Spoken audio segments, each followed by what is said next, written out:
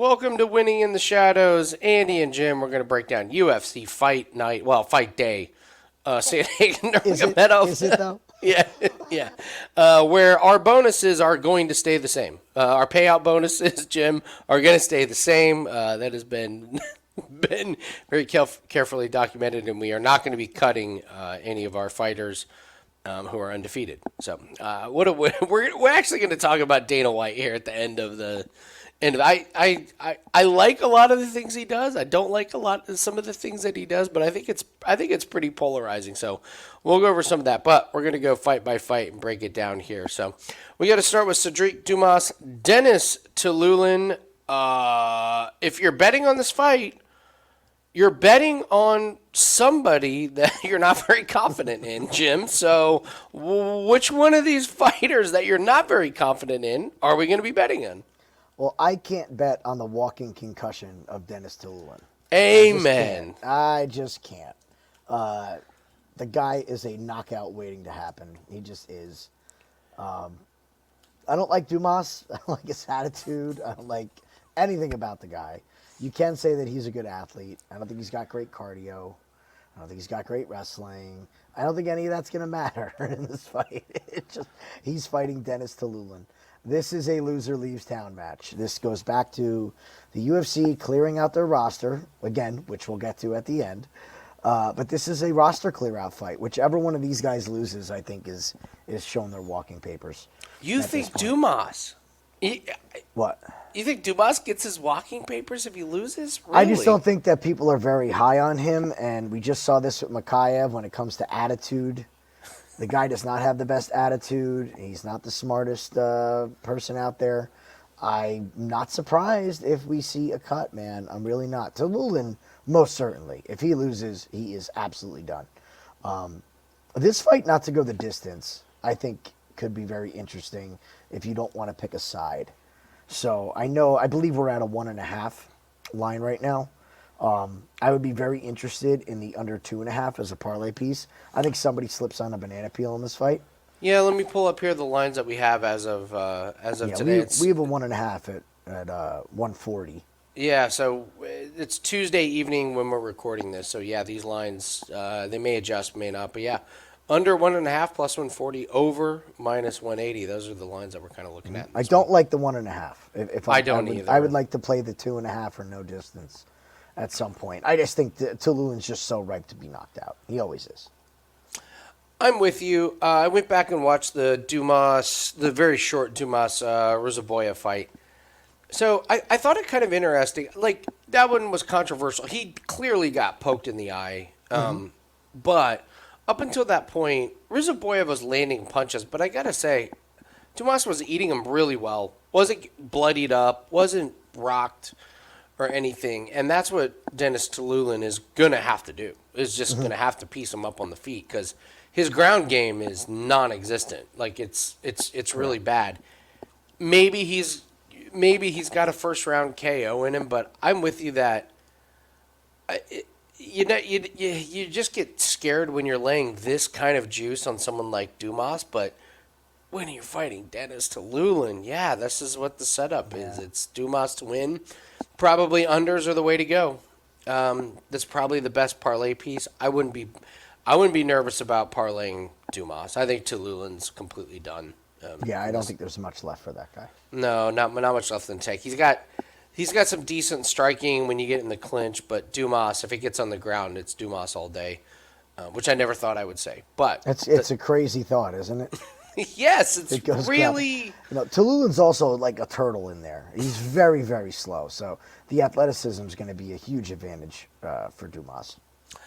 Jai Herbert and Rolando, Bedoya. Bedoya has the big fights great against Chaos Williams, and then just doesn't look good in the second one. Where are you going with this fight?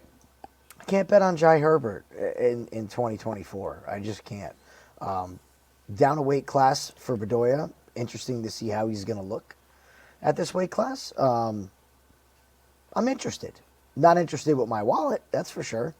I don't think there's a bet on this. I'd be interested in this fight to go the distance, actually, more so than taking a side. I'm very focused on totals this week. I think there's some really good totals that you can parlay together buying around here or there if you get a 1.5 or a 2.5, and still get some really playable numbers. So, Jai Herbert, yeah, he was knocked out by Topuria. I don't see the dynamic striking of Bedoya getting to Jai Herbert. But we have seen Jai Herbert struggle with grappling against the fence, control time, and Bedoya is going to come forward and probably get Jai's back up against the fence. So I think this is going to end up being a sloppy fight where we get down to a split decision. So I'll take the over 2.5 in this. You and I didn't even talk about this one, but this is one of my favorite overs. I went back and watched Bedoya's last couple fights. What do we say about guys? I had being tough. If that's your best thing. So I watched him against Kenan Song. I'm not 100% sure he lost that fight, but he was tired in the last round, and I'm not really sure what he does great. I've watched him against Chaos Williams, and you get this. Bedoya, he was like, the short notice fight. Oh, he went toe to toe with Chaos Williams. When you go back and look at it, it was absolutely Chaos taking his foot off the gas and underestimating this guy, and then losing decision to Kenan Song. And when I watched both those fights, I just didn't see the upside. I'm like, okay, what's his big advantage on offense? I don't see it. Yeah, he's very vanilla on offense. Yeah, is he known as a big-time grappler? No. Did he show big knockout power? No. So then I look at Jai Herbert, and to me this screams Jai Herbert puts on like a veteran performance and takes it to the scorecards in like a 30-27 fashion over like Bedoya. So I was with you 100% that I was surprised that this over 2.5 is less than minus 200. I think this is a steal because I'm not sure Jai Herbert finishes Bedoya. That's one thing about Bedoya. Oh, he's tough. Yeah. He doesn't get submitted. He went the distance against Song and Williams. To me, this is just like the ultimate over because you're looking at Jai Herbert and you're going, well, he's not going to finish somebody like No, he's a decision eater too. He is a decision eater. Yeah, he knocked out Kama Worthy. Whoop-dee. Deal. Yeah, but decision against, Klein. Decision against Nelson. Decision against Ziam. And then, getting knocked out by Topuria. Nobody's going to think less of you from that. I think it's Jai Herbert by decision, but if we're just talking about like what's the one bet you want on this one, oh man, over at minus 180, yeah, all day for that one. So Victoria Dudakova, Sam Hughes. Ladies and gentlemen, we missed out on Victoria Dudakova against Melissa Gatto was like buying Bitcoin at when it was at $8. Victoria Dudakova was going to get worked. Absolutely starched and worked, and we lost that fight. And she comes back, and what do you know? She's a big-time favorite. I know where you're going with this one, Jim.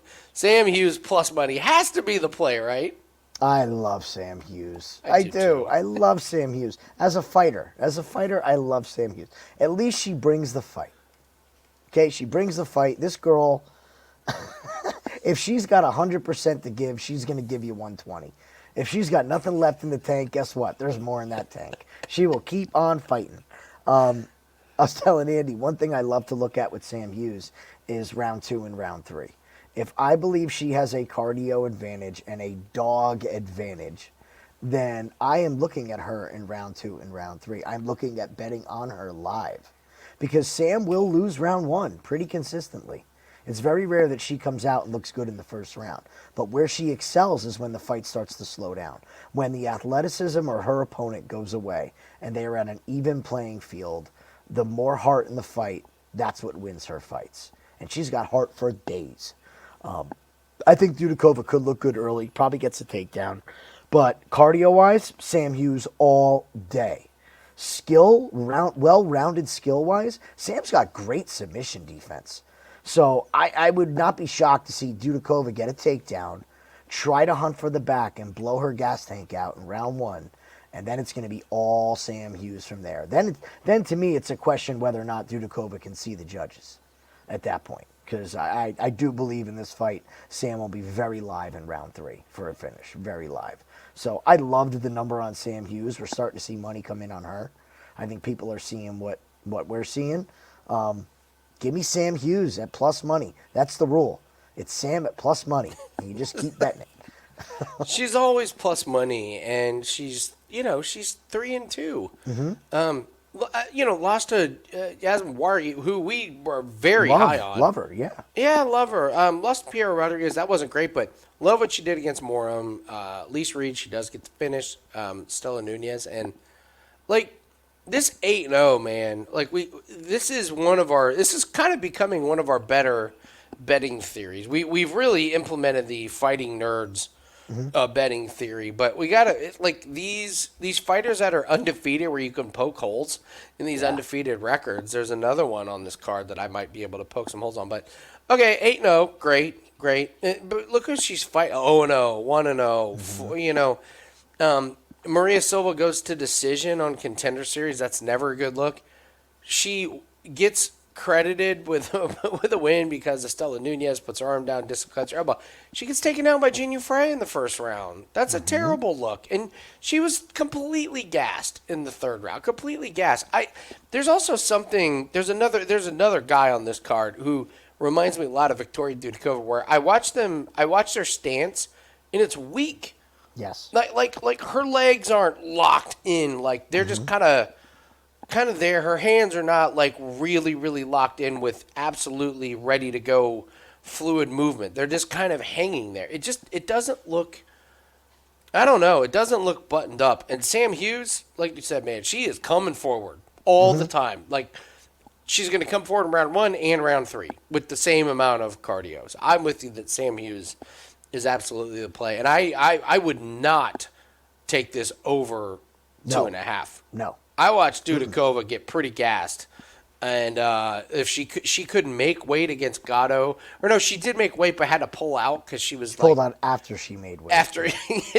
And she looked dead to the world, and we were just like, how much money can we put on Melissa Gatto? And that would have been the cash of the century. So Sam Hughes at plus money is going to be the play here. Well, I'll make no bones about it either. Dudakova's striking is atrocious. It's terrible. What I've heard and been reading, doing my due diligence, people are forgetting how bad this girl's striking really is. And I don't think she's a bad fighter. She's a great grappler. She's young. She's got to learn. But her striking and Sam's striking, I do not think are on the same level. If this ends up on the feet, she is going to get just volumed for 10 minutes from the second round to the decision by Sam. Guram, Kutateladze, and Jordan Vucenic, who's coming, I think it's Vucenic, coming in short notice. I want nothing to do with betting this one. Do you have any? Agreed. Okay. On to the next one. Okay. Well, let's just give our thoughts here a little bit. Just your thoughts on both these guys here, Jim. Look, I think this is pretty much a good setup spot for Guram, but I don't think he's very trustworthy. And maybe because we got burned in the third round, I refuse to put my money on fighters that I cannot trust to do the right thing. I just can't. Losing to Elvis Brenner, there's no shame in that, okay? He's a good fighter. We'll get to him later on. But I don't know, man. Is he all flash and no go? He looks like he should be a monster. And in round 1, he is a monster. But then it just seems like the fights get way closer than they should be. He has a chance to pull away and never does. So it would not shock me if he lets this short notice guy work his way back into the fight. Live betting could be very interesting in this fight. But I'm not really jazzed about it. I'm looking forward to watching it. I don't think this guy Jordan is really UFC caliber, but we've seen these guys in short notice replacements fare well and then fall off a cliff in their second fight. So this just has red flags all over it for me. Total pass. I go back to this fight against Gamrot. To this day, I will say this is one of the best UFC fights I've watched in 4 or 5 years. And you watch that fight, and you're going, this Guram is, this guy is a champion.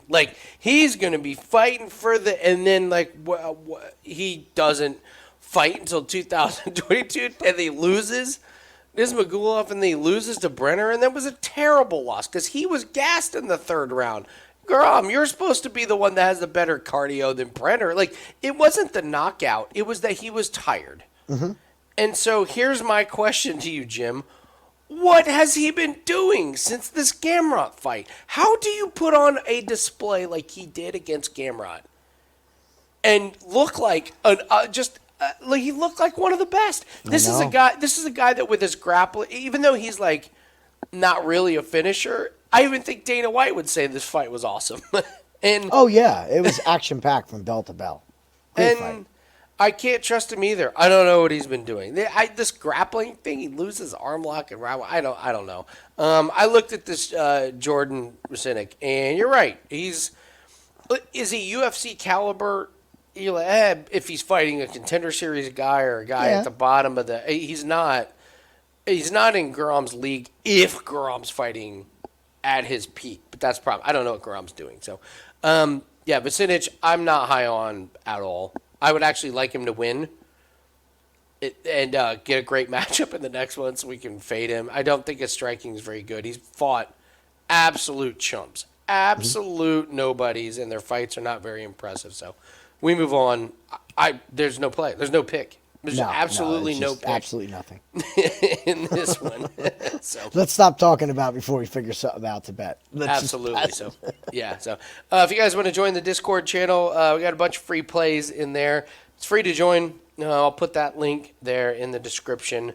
Yeah, really, really good time with the Olympics. We've had some really good plays in there, and if you just want to join in and go over a bunch of plays, get some opinions from myself, from Jim, from Corbin as well about some of the different sports. It's free. Go ahead and join there. And if you guys could, just hit the like button for us. We're building this channel up. And any like that we get, any comment that we get is much, much appreciated. This is a very difficult card to bet on, but we think we got some good spots. We do our due diligence, spend a lot of time on the research. So just a little token of appreciation, a like and a comment would be great here. All right, let's get into it's Dante O'May's fight week, Jim. Versus Shamil Gaziev. I want to get your take on this one. I just tell you right now, I can't believe over 2.5 is plus money. That one's blowing my mind. I'm not really sure. Gaziev to me is the only guy that can finish in this fight, but plus money. That has my attention. But what's your take on this one? Well, that's a real good point. I mean, to me, you're only getting finishing equity out of one fighter. So to get plus money on that over 2.5, only thing you're really worried about is Shamil in round one. I think after that, like most heavyweight fights nowadays, it goes into energy conservation mode. We just saw Mick Parkin get a first-round knockout, which we did not see coming, but make no bones about it. If that fight started round two, it was going the distance. And it was a great finish, great look by Parkin, but he hit him in the ear. It was just one of those, knocked the equilibrium. It wasn't like he's building up for the finish. And it's kind of one of those random shots where it hits him in the ear, but if it hits him a little bit, off. So I know what you're saying here. Continue. It's Dante O'May's, man. The man's got these chicken legs. Shamil has all the wrestling upside that there possibly could be in this fight. If he ends up on top, I don't think Mays is going anywhere. And you brought up a great point a minute ago with Dudakova, saying how her legs are just not underneath her. Dante O'May's fights the same way. He still does. He got the absolute gift of fighting Andrei Arlovsky. Was losing that fight handily going into that round, and just catches old man Arlovsky right on the chin. Kyle Machado, we saw slow, lumbering heavyweight. For what Shamil looks like, he moves like he's 100 pounds less when he has gas. He is very explosive. So the total has me a little bit paused, but I really like a bounce back here for Shamil. That fight against Rosenstruck, it just was what it was. Again, fight starts round two, it's going the distance. It's heavyweight. I thought Rosenstruck kind of veteraned him a little bit. I think that's going to be a good learning lesson as well. As far as cardio goes and managing your cardio, he looked pretty good early and then just fell apart. So I think we see an improved performance from Shamil here. And again, any chance I can fade Dante O'May's, I'll take it. I will gladly take it. Yeah, we were all over Gaziev in Contender Series. That was one of our more confident plays, and he does what he does. Takes Velasco down, gets the check. Velasco's like, Can we get Greg a fight? Can we petition for that? Please. We need another money. Hashtag get Greg a fight. Trending now. Greg Velasco's awful. That's the joke. He looked great against Martin Buday. I didn't see that striking coming. I mean, he tore Martin Buday apart. And then this is what a random fight. Like, oh, hey, thanks for your UFC debut. By the way, now you're in a 5-rounder against Rosenstrike. Very strange, right? The whole thing was weird. And what was crazy was he did look good early. I remembered that. He quit after round 4. But what I didn't remember was it was because he said he couldn't see out of his eye. Yeah. It wasn't like, oh, I'm just like completely mauled and destroyed. He couldn't stop the jab from Rosenstrike, but he had success early, like you said. Like, it wasn't like, don't get me wrong, Rosenstrike was on his way to win, but it wasn't like one of these, like the doctor stopped it because Gaziev was completely, beat up. Gaziev was exhausted, but he's not ready for a 5-round fight. That wasn't wasn't in the deck of cards. And that's a smart move. Stop it. If you can't see, people give fighters shit all the time. If you can't see, you can't fight. Okay? Yeah, that's a great way to take 3 years off your career. Exactly. So you can eat an overhand from Rosenstrike that you don't see coming and need reconstructive surgery? Like, no, you can't see, you can't fight. It's over. Smart lesson. I think that's a smart move, to be honest with you. So, can we also label? We need. I think we need the thank you fight. We need to label these thank you fight. This is a thank you fight. Gaziev saves the main event, decides to go 5 rounds, accepts the 5 rounds, and so like the UFC is like, here's Dontel Mays, and Gaziev was like, thank you. So this is, to me, this comes across like a thank you fight. I like of that. Hey, you get our back, we scratch yours. So it's Gaziev, but again, and I will say this about Dontel Mays, like he's a grinder, like Machado goes to decision, Nascimento goes to decision. He gets the win against Arlovsky. Goes to decision against Sakai. Remember how much money did we lose on roided up Hamdi? Oh, that motherfucker, man. Yep. That an absolute piece of I can't shit. wait for Dontel to get cut so we never have to talk about this moment That again. that was really the sucked. one roided up. Was like, how does Hamdi have this much energy? Oh, he's taking cattle steroids. Yep. But again, so Mays is durable, but again, that's the best thing you can say about him. And whenever we it's the best thing you can say about him. Tough. Yeah, we know what we're doing.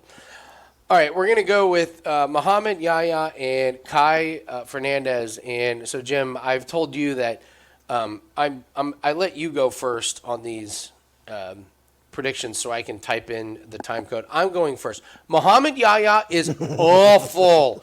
Oh, you took my breakdown. He is terrible. Absolutely awful. And we called this coming into his fight against Trevor Peek. I went back and watched, and I was like, man, is he terrible. Like, his stance is way worse than Dudakova's. Like, his arms are just like kind of like, he looks like the air the fan that blows the inflatable Wacky guy outside of car dealerships. Yeah. That's how he's like, he kind of stands with his arms there. Like, this guy sucks. He is so bad. No upside whatsoever. I will give him this. He's got cardio. He can last. He can take a punch. But he comes out of fighting these absolute no-name losers out from Taxi UAW.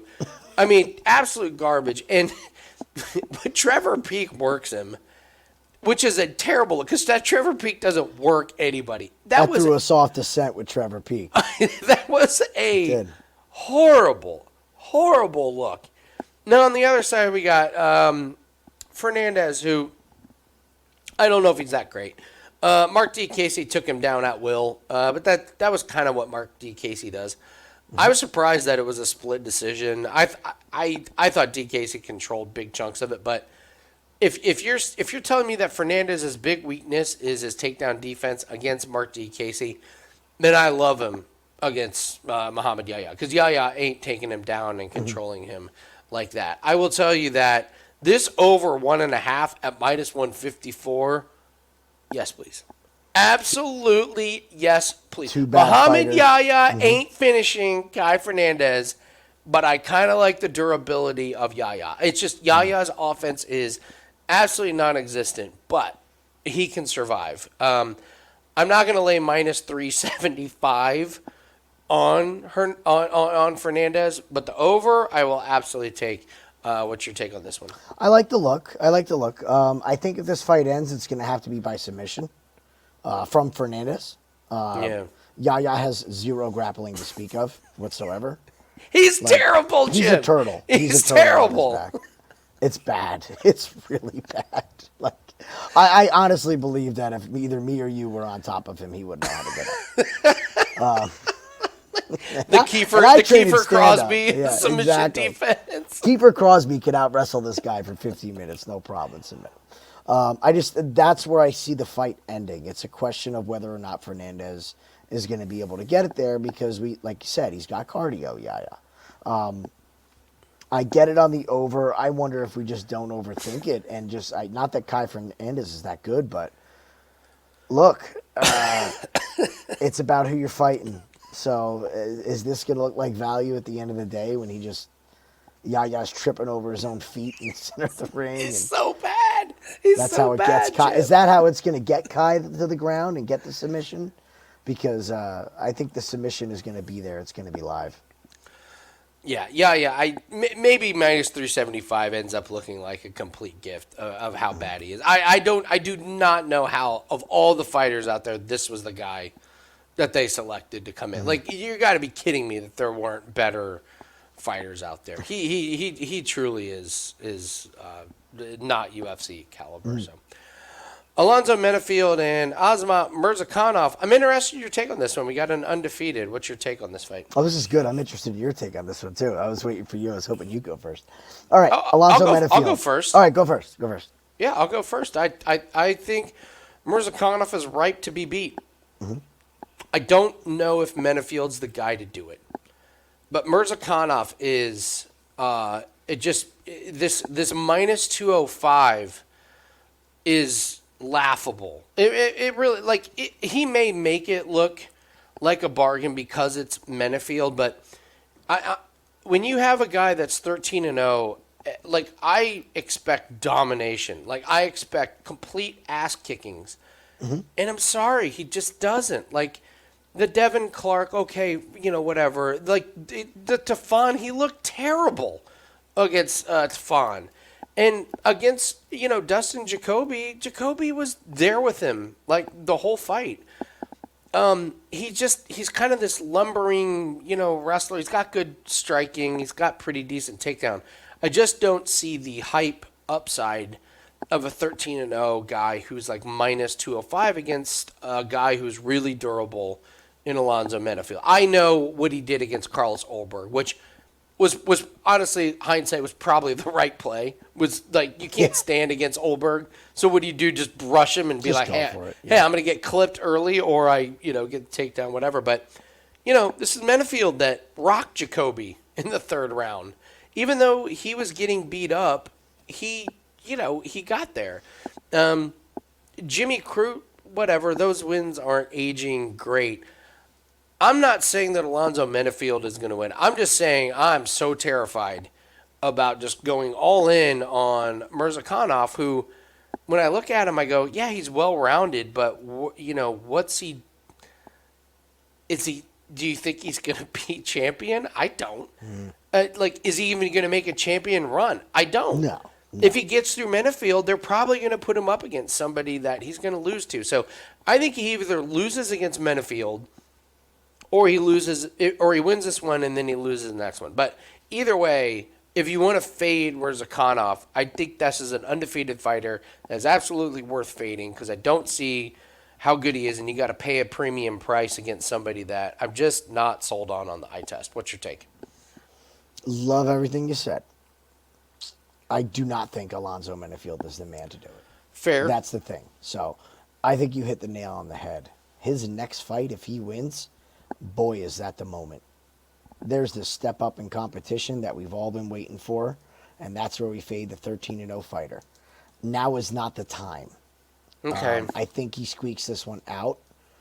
Here's the thing with Menifield. I just can't trust the guy defensively, man. I just can't. The way in which he gets clipped is just so It's not good. freshman. It's not even JV. Like, at this point, having this long of a career in MMA, how are you so bad defensively still? His hands are down when he throws his combinations. He keeps his head. He has this great head movement, and then it's like you just wait for him to stop moving, and he stands there. He reminds me of like one of the characters from Mike Tyson's Punch-Out, where you just have to avoid the special moves.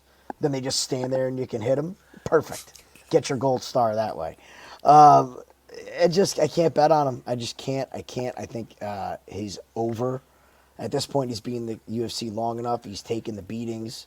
I don't know if that chin's there anymore. I mean, that Olberg shot was a beautiful shot, but it reminded me very much of Greg Hardy when he fought Tai Tuivasa, when he ran in, and it wasn't a hard shot, but it clipped him and just doink, the eyes just go glassy, and it's over. So I could most certainly see Mirzakhanov doing that. I like this fight not to go the distance. I think that somebody, again, gets caught in this. If we're wrong and Mirzakhanov is ripe to be beat, and he can be, I think Menifield's going to catch him. And Menifield most certainly can slip on a banana peel and get knocked out in round one. It's interesting, though. We say that, and then, all right, we go to light heavyweights. You got, Mirzakhanov and Menifield.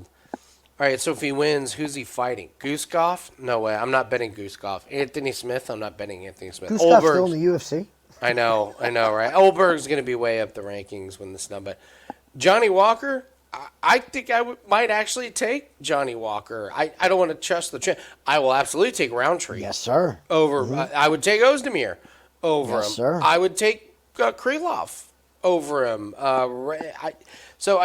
His time's coming. He ain't going to end. We say this all the time. He's not going to end his career undefeated. So we just got to pick our spots and figure that one out. So, just real quick, guys, want to share this with you. We always do disclosure on our record. This is all sports. So we posted the video that's on the Winning in the Shadows YouTube channel. So full disclosure, went 11-6. We made 1 unit. 1 unit. You're never going to be bragging about that. But what I am going to brag about is that we've been profitable 5 weeks in a row. And that is something to be really, really proud of in this industry. So the breakdown is here, and we have a 5% play of the week that is up. It's a cross-sport parlay. These just continue to be our bread and butter, 28-12. Beautiful. In our last 40, we've won 28 of them. Beautiful thing. This is the hidden gem of the market, and I get it. They don't seem exciting. They're exciting when they win, but our favorite part about this is that they're off of everyone's radar, and they're not that popular, and that is right up our alley. That is the entire crux of what Winning in the Shadows is. This is not – we're not trying to hit MLB money lines and run lines and nonsensical stuff like that. We're just going to take the money where it comes from, and it's been the cross-sport parlay. So 5% play is up. We in this chart here, Jim, it says 1-0 MMA. That was our only MMA play. We had 5 other parlay pieces, and we hit every single one of them. We were 6-0 in our plays on the UFC card, so it was really good. And MMA was good this week. Felt good. MMA was, and so we've got PFL this week. So Jim, if you want to just kind of promote what we're going to have for PFL, great card. Not a ton of spots, but enough to do some real damage, right? Yeah, and I love when we get a PFL card where we don't have a ton of spots. Like this is what we love to see, is when we can most certainly just get our 3 plays in, our 2 plays in. We'll probably have 3 plays, maybe 2, but just have them be good, quality plays, get them done, get out of Dodge Friday, up some units, and get ready for UFC. So those will be coming out pretty soon. I think we're waiting on a finish prop for one of them. But PFL is going to be really good. We're in the playoffs now, so we don't need finishes. Overs can be popular in the playoffs. So, stay tuned. They're coming out really soon here. We're just finalizing them. Love it. Let's keep moving on here. Let's take a look at this one, man. Barn Good fight. burner. Can't wait for this one. Dana White's got to be really excited about this one. Joel Alvarez and Els Brenner. What do you like in this one? Well, I'm going to preface all of this by saying I hope that Joel Alvarez makes it to the cage, because that has been the question with him. He's pulled out of 2 fights. I was all over Joel Alvarez against Rembeki, and he came out looking like a striker in his last fight. And if he would have done that against Joel Alvarez, we could have got him at plus, I think it was 2 something. Yeah. Oh, it was going to be gorgeous, because he was going to absolutely murder him on the feet. This is a different matchup, and I think Joel's in trouble. I like this. Here's the thing, man. Joel's a great hammer. I don't know if he's a good nail. He accepts bottom so much because he's so dynamic with his submission game that I don't want to be on the bottom with Elvis Brenner on top of me. There's a couple fighters you can get away with that with. I don't think Elvis Brenner is one of them. Is Elvis Brenner one of our fighting nerds, guys? Is he fighting nerds? Oh, man. Oh, that's a good one. All right, we'll have to look that up. Okay. If it is, check that out. boy. Ugh. Yeah, if that it is, answers our question. All right, I'm going to look it up right now. Keep talking. I think that Alvarez, his win condition is by finish. And I don't think he's finishing Brenner. I just don't. I think Brenner can take it and dish it back out to him. At some point, somebody's going to make a mistake in this fight. I expect this fight to be bloody. I expect there to be swollen eyes, split lips, bruised legs that are lumpy and swollen. This is going to be an absolute bloodbath for as long as it lasts. So I would venture to say late round 2, round 1, early round 2 finish for Brenner. I think that Alvarez is going to look good early, and if Brenner can get past that first rush, I see him taking over against Joel if he pulls guard and he spends time on top and can do that damage. Because, listen, it's a lot of weight to cut for Alvarez. His frame is a massive advantage in this weight class, but there is a such thing as being too big. And we saw that last week with Sam Patterson. Sam Patterson at this new weight class does look better. So I honestly would love Alvarez to just move up in weight and pack some more muscle onto this frame, because I think he could be an absolute problem up a weight class. I just think he depletes himself so much to get down to lightweight. So give me Elvis Brenner. Give me Elvis Brenner to win this fight. I think a live bet is going to be beautiful because I expect Alvarez to look good early. Not to go the distance is the only way I'll play this one. I leaned Alvarez just because of the ground. Like, if it gets on the ground, it's over. That's how much I believe in Alvarez's game plan. I just looked it up. He is not with Fighting Nerds. So, okay. So, I mean, yeah, you look at Alvarez. Like, finish. Like, he's just a finishing machine. And so is Brenner, man. Brenner's got that. Man, does he have that death touch? Yeah. This fight against Oralby, I went back and watched. Oh my God, is that terrifying? If you're an Els Brenner bettor, or if you're an Els Brenner like camp, you're like, holy shit, this guy Oralby took us down, and we had nothing. We had absolutely nothing. So that's kind of what I'm looking at, going, well, if Oralby is able to dominate him on the ground, surely Alvarez can. But Alvarez seems to take the road. What's the phrase? The road less traveled or whatever. He's not the guy that's going to take Brenner down within 20 seconds. He's going to be the guy that's going to try and stand and strike and prove a point, and then he's going to end up getting. He does everything the hard way. That's it. Yeah, he does it the hard way. The hard way. Yeah. You can never take the easy path. That's my concern with Alvarez. But I think on the ground, Alvarez has such a big advantage that at some point he gets the win. I would take Alvarez inside the distance.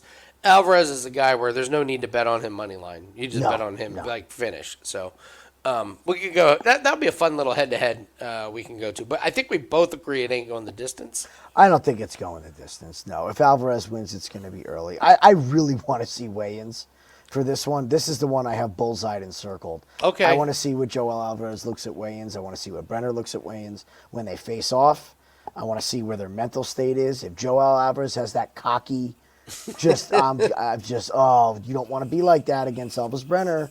He's going to make it difficult. He's going to make it hard. If you think you're in for an easy night against this guy, you're in trouble because you're wrong. He doesn't make any night easy. Mackenzie Dern, Lupe Godinez. Men in their late teens and early 20s will be tuning in for this one. However, as grown men that are bettors, how are we breaking down this fight, Jim? I was very ready to bet Lupe in this fight. And one of our goofy little, but profitable It's theories not goofy. It's just like, pop right up. yeah. Mackenzie Dern has got 2 full sleeve tattoos and a tattoo up to her knee. Tattoo theory is in full effect. Full effect. She looks good. And I don't mean looks good. I mean she always looks good. But that's something, man. When you're feeling yourself and you're getting those tattoos and life is good for her now, I just don't think that Lupe is going to make this fight easy for herself. Yet again, we're talking about fight IQ. Talking about making fights hard on yourself. She does everything the hard way. Her and Joel Alvarez should get together. I mean, they would have the most stubborn kid on the planet. Do everything the hard way. I wish. Joel Alvarez. Be a hell of an MMA fighter, but he'd do everything the hard way. Is she really dumb enough to wrestle with Dern? Yes, she is. Of right? course The answer is. instantly is yes. If she keeps it on the feet, I got to be honest with you. I think Dern is going to have the more impactful striking. We've seen Mackenzie throw with power, and in today's MMA, the way the judging goes, we've seen it week after week, where one shot with 10 seconds left, that's a clean one, wins you a round. And Mackenzie's going to throw with power. Haven't bet this yet. I really wanted to fade Mackenzie Dern because I just don't know where her head's at this point in her career.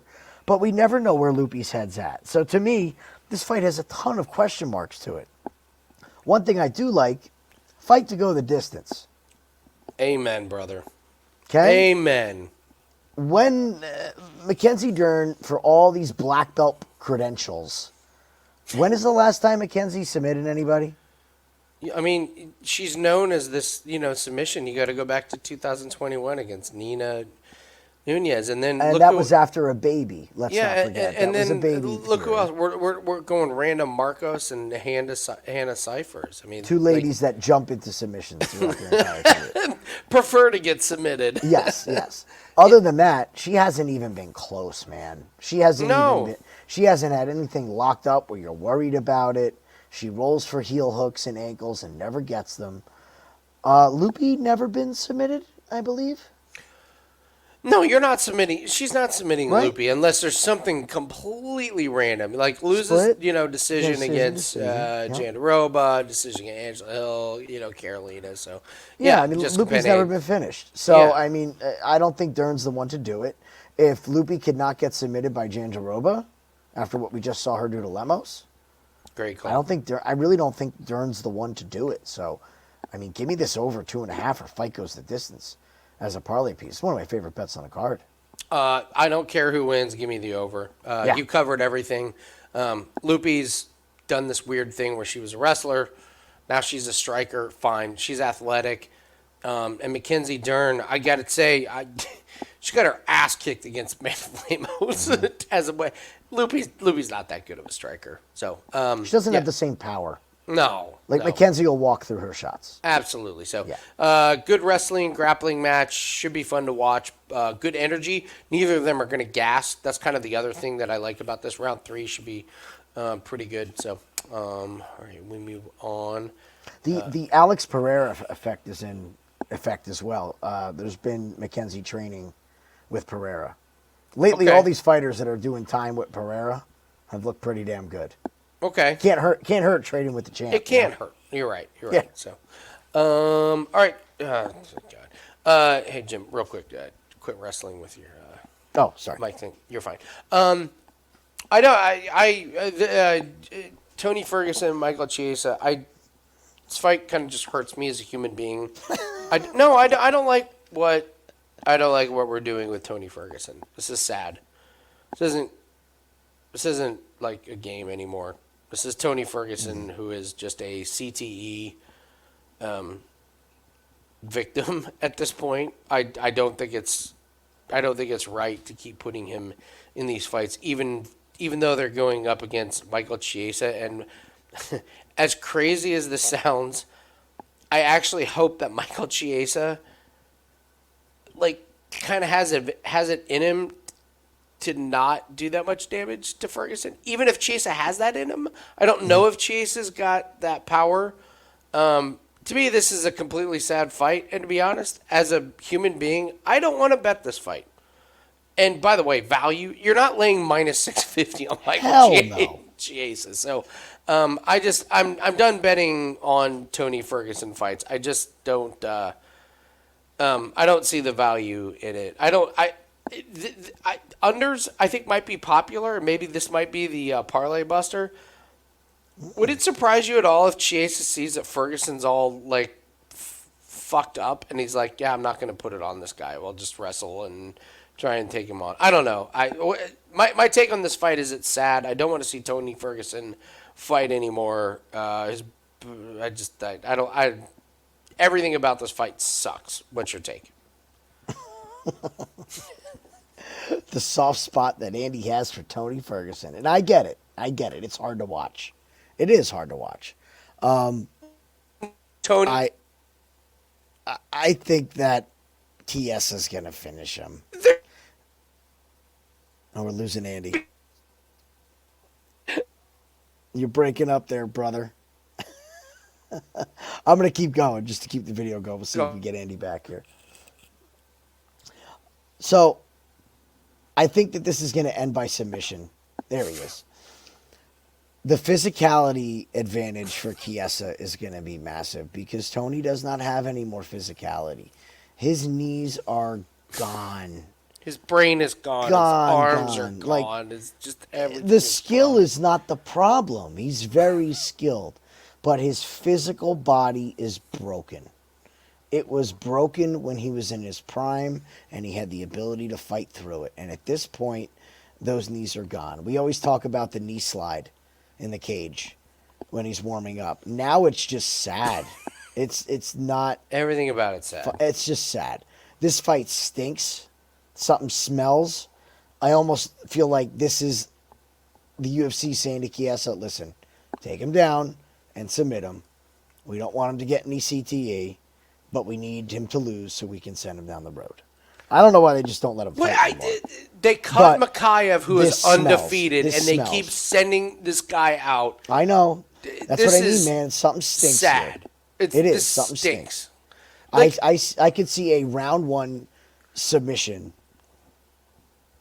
for Chiesa. He just gets on top of him and submits him. I mean, that's it. I do not think Chiesa is going to knock him out. I don't think that's his game or anything that he's interested in doing. So, you know what would be pretty interesting?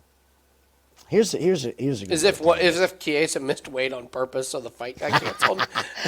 Fight ends by submission. When Chiesa loses, he loses by sub. Ferguson's not. He's not submitting. I'm telling you, man. That's how he loses. He's not. I'd be interested in Chiesa by sub. Fight ends in sub. Fight doesn't go the distance. But something stinks about this fight, and I will most certainly be waiting till I have all the information that I need to see to make a bet on this fight. Am I betting minus 600 at Chiesa? Not a snowball's chance in hell. Yeah. It's got to be some kind of a prop. I go back to this Justin Gaethje fight where Ferguson took the beating of all beatings. There's never been a worse one. And after that one, we were like, all right, well, you know, there's no way that they can keep putting him, you know, in these fights. Oh, no, we're going to put him against Charles Oliveira and Dariush and Chandler and Nate Diaz. Oh, we'll let him get his ass kicked by Bobby Green and Paddy Pimblett, too. It's disgusting. It's absolutely who was he supposed to fight disgusting. When he ended up fighting Nate. Remember who was he supposed to fight when they switched the fights around? Yeah, Lee was gonna murder him. Oh my God, it was gonna be terrible. So, listen, hey, they're professional athletes. You guys know I will bet money. If we have an advantage, I will bet money on it. But this is just getting disgusting with it. So whatever. All right. Marlon Vera, Davison, Figueiredo. I don't think they have. Yeah, of course, DraftKings does this. I'll make my side quick. I don't care who wins. This thing is going over. Start round 2 is my best parlay piece of the card. Maybe start round 3. Vera always starts off slow. Fig has been starting off slow with this new weight division. Vera's going to have the big, he's going to be bigger. And these guys are just going to feel each other out. And I actually think this could end up being one of the more boring fights on the card, sadly. So I don't care who wins. I'm just going to take this thing to start round 2 and put it in parlays. What do you think? Marlon Vera at plus money. That's where I am. That's where I'm at. Here's the reason why. He's going to be huge compared to Fig. Huge. You're not wrong about Fig has moved up and not looked big. He hasn't had to fight this yet. He hasn't. He's moved up to this weight class, and they've thrown him guys that do not dwarf him. This is the problem, okay? Now he's fighting a legit guy at this weight class, and I don't think this is going to go very well for Pig. This is Marlon Vera money line or Marlon Vera by decision. I don't see the finish coming unless Fig really just calls it quits in there and says, you know what, I'm done. He won't do that. Who knows?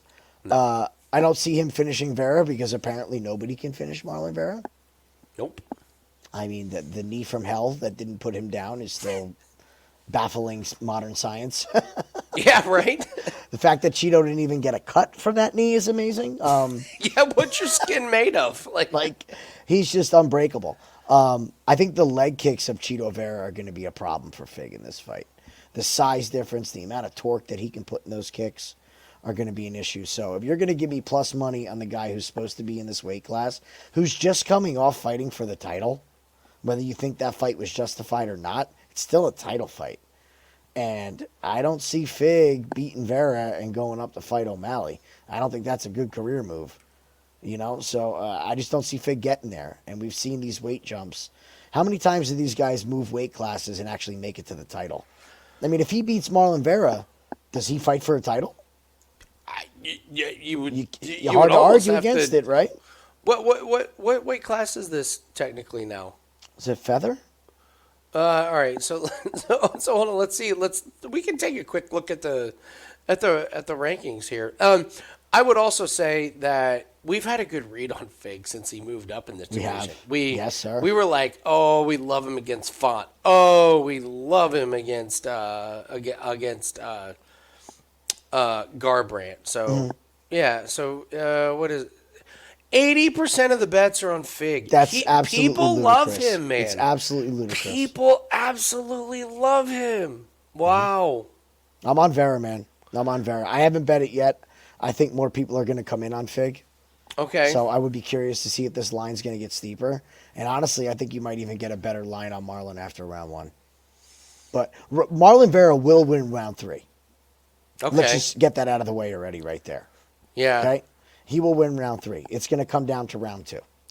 This is going to be interesting in these rankings if Fig does win, because Vera, you just got to plummet down the ranking because he's fought everybody and nobody wants to see that, this fight. So if Fig somehow wins, yeah, you're going to get a really good, I don't know, depending on what happens. You got Jan, you got, Muram, Cory, O'Malley.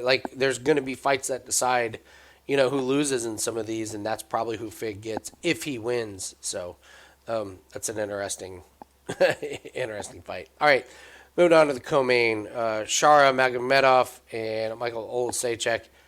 We have nailed every single Olasechek fight going back to the Dustin Jacoby. So we hit that one. So that's 1, 2, 3, 4, 5, 6, 7-0 predicting Michael Olasechek fights, and that is all documented. And when you have a good read on these fighters, man, you just write it out. This one's a little bit tougher. This is not as cut and dry as you were all over Holland to finish him. We were over Pereira to finish him. We questioned Chitty's stand and bang, and sure enough he gets Barallo takes him down. He's got Olasechek has absolutely no no takedown, grappling, yes. no grappling whatsoever. We did expect him to beat Brundage. Alvey was a gift, and then we thought he would lose in the kickboxing against Jacoby. I don't know, man. I don't think this is cut and dry. I like Shara to beat him. I don't know if I get to the window. What do you think? It's a tough one. Again, we're so good on him. Why tempt fate? It's like your law of averages states you're bound to lose. So Yeah. I feel like we're doomed either way on this fight, no matter what we pick. Regression is real, folks. Shara should win. Here's the thing, though. I don't see the big wrestling from Shara.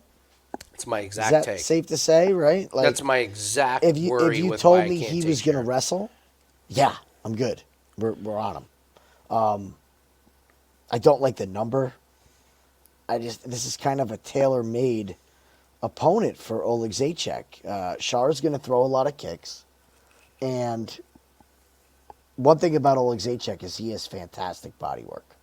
Fantastic body work. So I'm real curious with this fight, man. This is getting a lot of hype, a lot of build-up, dropped into the co-main event spot in Abu Dhabi. Okay. Like, everybody's going to be on Shara by finish. And it would not shock me to see this end up being... I know Oleg Zaitchek is an underfighter. But I don't know if Shara is this big, massive killer that everybody is building him up to be. I worry about the fact that he's in movies now as well. I don't like that. I never have liked that. If I hear you're in a movie and you're a pro fighter, nah, I'm kind of done, man. So I think this could be a tricky one here. No bet for me on Oleg Zaitchek. Yeah, it's a no bet for me. Yeah. I don't like the numbers on anything. If anything, I would actually take the over 1.5 because I think on the feet. That's sneaky. I think Shara uses those. When you say kicks, I think most people think head kicks or leg kicks. Shara uses these like front kicks like to the gut that like really creates distance, and he uses like 12 of them around. Yeah. So he fights like Michelle Waterson. That's who he kicks like. but Like effective. stabbing kicks. Yeah. But he wins. And so I actually think Magomedov can do a good job of keeping the distance with Oleg Zaitchek. Like you said, Oleg Zaitchek is big Achilles heel is that takedown. But I'm with you. I don't think Shara is that guy, to get him down and submit him quick. That being said, it's just kind of a stay away. No reason to force the issue on this one. So, all right, we're going to do the main event, and then we're going to do our Parlay Buster and our woulda, coulda, shoulda. All right, Cory Sandhagen and Umar Nurmagomedov, and I just have this theory that if I get Cory Sandhagen at plus 245 against any man on the planet in his weight division, I'm taking it. I don't know if it's going to win, but this line is It's stupid. batshit crazy. Absolutely ridiculous. What's your take on this one? I agree. It's batshit crazy. Cory Sandhagen's top 3 in the whole world. This isn't He the really number 1 is. ranked guy fighting the number 10. Okay, this is what? 2 and 3. This is ranked 2 and 3, I believe. Either way, they're both top 5. Look, you're paying the Nurmagomedov tax on this. This is the equivalent of Rocky going to Russia to fight the Russian. The whole deck is stacked against Cory Sandhagen. Is he going to win a decision? It's going to be tough. It's going to be tough. The whole crowd is going to be on Nurmagomedov. It's just the whole world is against them. There's a lot of money in this arena that I'm sure are donating quite nicely to the UFC, and they all want Nurmagomedov to win. Unfortunately, in professional sports nowadays, this needs to be talked about. Cory is probably one of my top 5 favorite fighters to watch. I think he's unbelievable. I love him. I just Absolutely love him. He's so tactical and smart and just active. His activity is, it's so refreshing to see a fighter who's just active for 5 rounds. Knows how to change up a game plan mid-fight. All of this. If Nurmagomedov cannot wrestle him for 5 rounds, he is going to be in trouble. And what I wonder is, did Zumor fall in love with his hands a little bit? Has he fallen in love with those hands after getting that knockout? I don't know, man. I think this number's stupid on Sandhagen. Okay, so if I were to just tell you that this is a fighter's last 4 wins, Brian Kelleher, Nate Maness, Raoni Barcelos, and Begzat Almakhan, would you believe that is the elite title? Crazy, right? Okay, so Begzat Almakhan. All right, listen, It was short notice, saved the fight. It was whatever. short enough, and he knows Nurmagomedov. Those guys know each other. That Whatever. was the under that as soon as we found out they were friends. And they're friends. We were like, shit. over. Okay, so he knocks out old man Barcelos and Nate Maness, who's not with the company anymore. Brian Kelleher. Okay, so that's one fighter, or I can get a fighter whose last 3 fights have been against Rob Font, Marlon Vera, Yadong Song, Peter Yan, roided up Dillashaw, Yes. Frankie Edgar. So whose level of competition has been better? It's not even close. No, There it's is not. no contest in as far as who's got the better competition. Sandhagen has been up against the best. And I love Sandhagen's striking. I think it's creative. I think his strikes come from nowhere. And as much as Umar can practice and get ready against, Almakhan and Barcelos and Maness and Kelleher, Sandhagen is lights year better. Oh, yeah. With these guys. I know that Sandhagen's last fight against Font was really boring. Sandhagen got hurt a shoulder, so he's That's right. I'm taking Font down and I'm just going to win by decision. I'm sorry. Rob Font sucks on the ground. I get it. But, to me, that just shows Sandhagen's just baller. He's a gamer. He hurts his shoulder, and then he just goes out and is like, I'm just going to take this guy down and win. I'm not sure Umar has the big wrestling advantage that everyone thinks he is. And I damn sure know that he doesn't have the minus 300 price tag of it. The only way you're betting this fight, money line, is Sandhagen. You cannot lay minus 305. How many people laid that juice against Leon, or laid the juice on Leon last week, and it just it wasn't even competitive. So I love betting on Cory Sandhagen. I will tell you this: I love this fight to go the distance. I agree. Yeah, I agree with that's that, the play in this one. You're just under minus 200 on 3.5. But listen, once this fight gets to the third round, nobody's finishing. They're gonna be sweaty.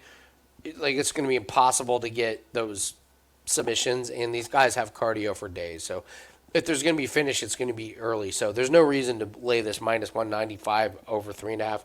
Take it to go to decision. I think it's not gonna be as Leon Edwards, Bilal Muhammad-esque, but I think it's even enough on the ground to where it just kind of gets this strategic, who's going to win the scorecards, type of thing. So we're on the same page there. There's a lot on the line in this fight.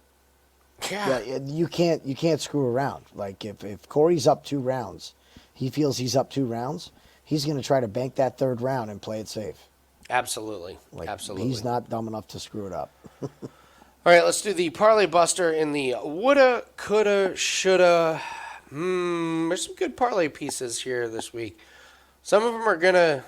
You were so right on Christian Leroy Duncan on last week. I was on Arnold Allen as the Parlay Buster. Lost the first round, but got there. So, all right, who's gonna blow everyone's parlays? What's the play that everybody's gonna put in that is just gonna absolutely screw the pooch? Who you got? Again, we're thinking about parlays, so we have to look at numbers, right? We have to look numbers, and have to parlay. these are plays that we think a lot of people are going to put in their parlays. These aren't just willy nilly, out of nowhere pieces. So, what do we think everyone's going to put in that's just going to kind of shit the bed here a little bit? I'll put my money where my mouth is, and I'll put my 7-0 record on the line here. I'm going to go Shara Magomedov to drop the ball and lose to Oleg Zaitchek. It's a good in one. a weird decision. It's a good one. Weird decision.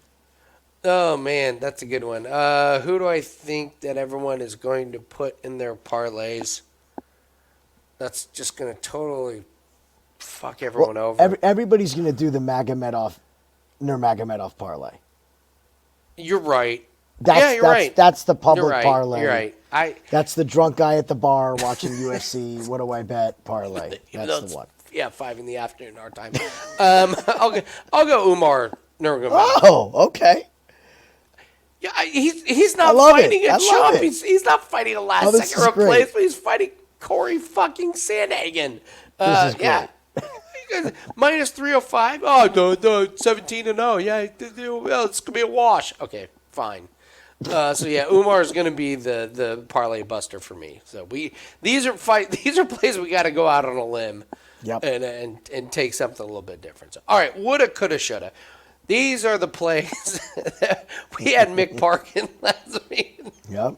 All he did was hit Bresky one time in the ear, and that thing was over. Woulda, coulda, shoulda. So this is the play. At the end of the night, we're all just sitting there going, God, why didn't we just lay the absolute farm on this play? So, Jim, what do you think? I am going to pick the absolute worst fighter on this card, and it's not even a question. I am going to say it's going to be Fernandez. I think he's got the worst fighter on this entire card. Mackenzie Dern could beat this man. Denis could beat this man. So I will take the worst fighter on the card to get absolutely dog-walked by a guy who's not that good either. So we're going to look back and say, God, the Fernandez, whatever other your favorite bet was, parlay was no Why joke. didn't we fade? Mm-hmm. Yeah, why didn't we fade that one? I'll go with Sedriques Dumas. Like we're sitting there just going, really? Denis Tiuliulin is, this is no joke. He has one win in the UFC. It's against Jamie Pickett. Otherwise, he's gotten finished by Gaziev, Park, Rodriguez, and Duncan. And we're getting, and he's old, and we're getting a young athletic guy who's listen, he's not great, but he's better. So I think the first fight of the night, like when Sedriques Dumas is getting his hand raised, Dumas by round 2 submission, that could be it. So, all right, guys, thanks very much for joining us. There's a lot of fights. Looks like it's going to be starting around 12 o'clock noon Eastern time. So, not really sure we're going to have a live show, just to be honest, with everybody. So, the times have changed on this card, so not sure we're going to make it, but we will let everyone know. Join the Discord. That link is in the description. And also, don't be a stranger in the Discord. Like, let's get some good discussion going. We got some great free plays and some absolutely hilarious looks. The Olympic plays that got put up today in beach volleyball, all of them hit in Discord, so shout out. I love watching this Discord just roll. Oh, it's great, man. There's people that follow some of these sports that you and I have no idea about. So join the Discord channel, grab that 5% play. Good luck on your plays, and we will see everyone on the next video, Winning in the Shadows. Bye. Good luck, guys.